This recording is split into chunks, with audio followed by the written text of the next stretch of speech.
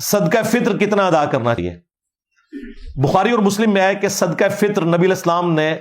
گھر کے ہر فرد کی طرف سے، چاہے وہ غلام ہو، بچہ ہو، بڑا ہو، یہ آپ نے واجب فرمایا تھا کہ دینا ہے۔ اور بخاری اور مسلم میں ہے کہ 1 سا کے برابر غلہ،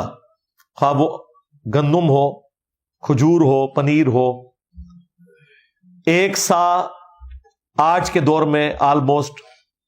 2750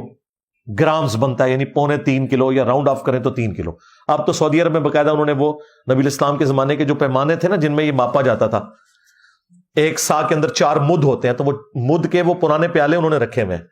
ہمارے ایک بھائی ہیں وہاں مسجد نبوی شریف میں ہوتے ہیں، مدینہ شریف میں، صدیق بھائی، انہوں نے باقاعدہ مجھے وہاں سے پکچرز بھی بھیجی، تو میں نے پچھلی دفعہ باقاعدہ ریکارڈنگ کروائی تھی کہ یہ جو اہل تشیع کا موقف ہے نا 3 کلو ہونا چاہیے، یہ درست ہے۔ حنفیوں کا جو موقف ہے نا 2 کلو والا یا 2.25 سیر والا، یہ درست نہیں ہے۔